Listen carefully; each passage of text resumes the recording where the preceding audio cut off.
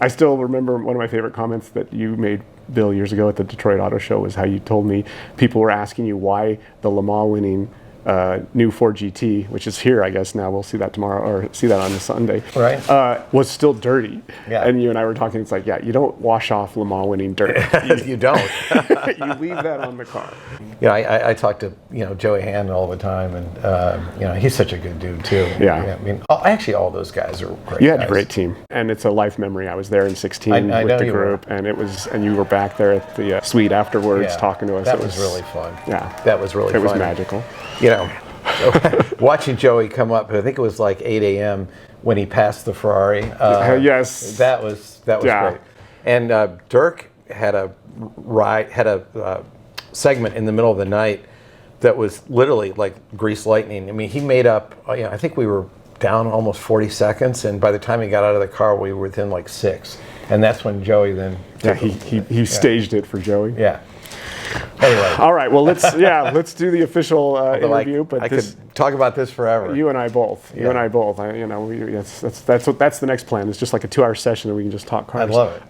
That'd be a blast. It would.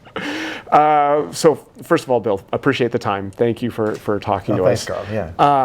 I mean, I feel like the industry is so turbulent right now. There's so much disruption. I talked to Jim about this recently, and said there's so much going on.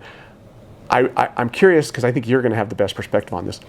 What do you think previous generations of Ford leadership would think of today's automotive industry? How do you think they'd view the industry? Well, it's interesting. I think my great-grandfather would have said, "What took you so long?"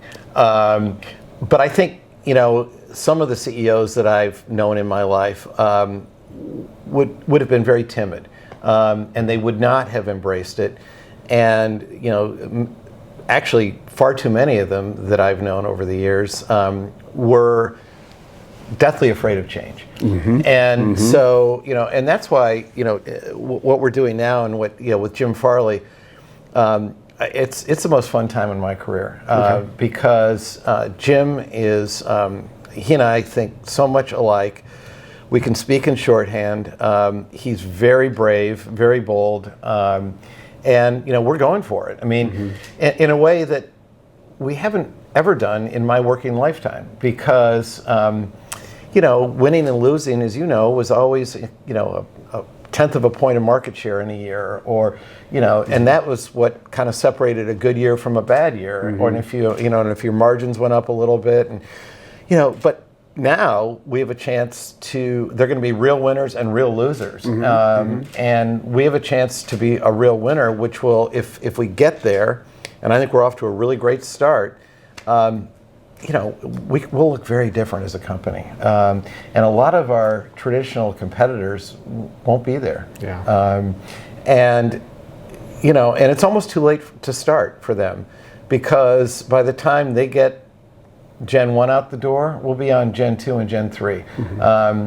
And also the kind of talent that Jim has brought in, particularly software talent, there just isn't that much of it out there. So if you get them and get them early, you've got a huge leg up. So I'm so excited, as you can tell. I love where we are. But it's interesting. It's not just our EVs, the Lightning and the Mach-E.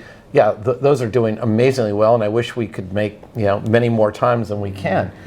But it's also Bronco, and now we got a new Mustang coming, and people are really jacked about those too. So our entire lineup, whether it's internal combustion or EVs, are, I think, really the best that I've ever seen. Well, and Lincoln too, right? I feel like Lincoln's got so much going on, and the transformation of that brand over the last 5-7 years is amazing. Yeah, and it's something, Carl, that when the team first came and said they wanted to build something around quiet flight, I said, that makes no sense to me. I said, first of all, flights aren't quiet. Anytime I've been on an airplane, it couldn't be anything but more noisy and usually not very comfortable. But they were right in that they created a space in the marketplace that really didn't exist, because most of the other luxury brands were basically dressed up sports cars. And some of them were, by the way, I don't denigrate that. Some of them are amazing vehicles. But Lincoln couldn't, they were too late to go there, and it would have gone against their entire heritage too. So Lincoln, we had to find a place for Lincoln that was unique, both here and in China, and they've done it. And particularly the interiors. I mean, it's interesting when people think of automotive design, it's almost always the exterior, right, where they go. And it's important the exterior looks wonderful. And this was something that my father cared deeply about. But he spent more time on the interior of the vehicle. And that's something I think as an industry, and certainly as a company, we'd kind of lost the plot on. And so I love the Lincoln interiors today. Yeah. I think they're wonderful. When I drove the redesigned Navigator, the most recent redesign a few years ago, that's when it was clear to me. It's like, okay, these guys aren't messing around anymore. Yeah, and and it's not for everybody, and that's fine. Lincoln shouldn't be for everybody. Right. And if you want to drive a Porsche, that's wonderful. God bless you. But there are a lot of people who just want to get in their vehicle, not have any stress, and have a wonderful driving experience. And that's what they'll get in Lincoln. Yeah. Again, lots of changes in the industry. Bill, what do you consider the most and or least exciting change in the past 20 years? Well, I do think electrification is the most exciting change, and it's the biggest change. And I think it lends itself from everything from a fast sports car to a heavy-duty work truck to a Lincoln. And so, it's interesting. I think even 3 years ago, 5 years ago, you think about electrification, it seemed to be a very distinct niche in the market that wasn't clear that it could expand to everything. Well, I think we've shown with Mach-E and with Lightning, and now with Lincoln, yes, it can expand to everything. So to me, that's the most exciting change. One of the changes that comes with it is just something that it's incredibly important, but I feel left behind, which is software. Because I'm not a software guy. I understand the importance of it. I understand what it can do for the vehicle. I can understand what it can do for the customer. So we have to be a leader there. It's just my own upbringing. I've been a mechanical guy for my whole life. And I could sit and talk engines and transmissions and suspensions and do all that all day.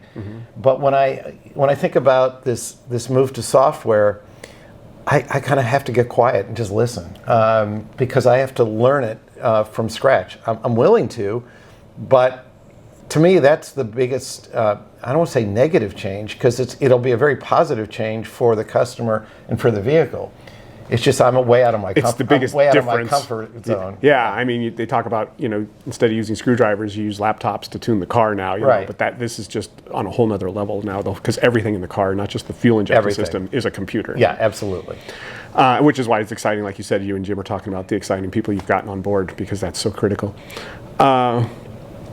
If you could go back, this kind of a similar question, if you could go back 20 years, but you had the knowledge you had now, any leader would love that opportunity. What do you think would be the single biggest change you'd make? What's the biggest thing you'd do differently? Well, so it's interesting. I started 12 years ago a venture capital company because I knew our industry was going to change dramatically, and I knew everyone was asleep. And I gave a TED Talk in 2011 about the changes that were coming, and I was absolutely ridiculed in our industry for that talk. Virtually all of it's come to pass. Yeah. And so, I feel like if I could go back, it would be to wake people up to the immense change that was coming, because I was on the board at the time of eBay, which was in Silicon Valley, and I was going out and I saw Tesla in its early days. And interestingly,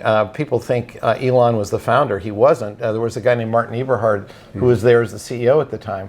And I went out there and I saw this Lotus sports car that had terrible fit and finish, shake, rattled, and rolled, but boy, was it fun. And also, it was so different. And I came back to Detroit, and I could get nobody even remotely interested in going out there to visit. And that's when I realized, my goodness, we're an insular company in an insular industry, and all this world around us is going to change. it wasn't just that one time, because every time I went out to Silicon Valley, which was every month, I would ask others on the board that were all from Silicon Valley, some of the leading venture capitalists, to take me to show me interesting things that potentially could be applicable to the auto industry. And I would come back so energized, and then just people would look at me like I was from another planet. Right. And so if I could change anything, it's nothing about the car itself. It's nothing about the way we build it or anything else. It's the mindset that existed in our company and in our industry. You'd be even more aggressive about wanting to push people. You bet. Yeah. You bet. It's an alternate reality, Bill. You're not born into a major car family on the planet. What are you doing? What's your interest? Well, I cared deeply my entire career about the environment. And that was born of two things. One was I love the outdoors. And so I spend all the time I can hiking, mountain biking, fly fishing. I just love to be outdoors and being active. And that was something that was true from a very young age.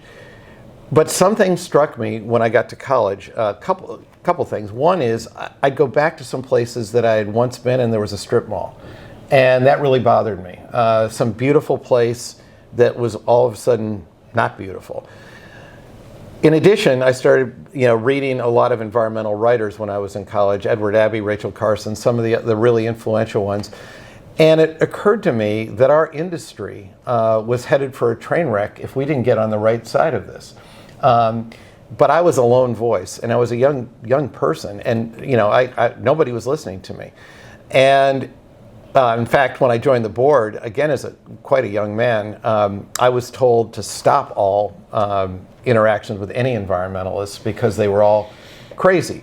And I said, no, I have no intention of stopping it. In fact, somebody's got to build the bridges.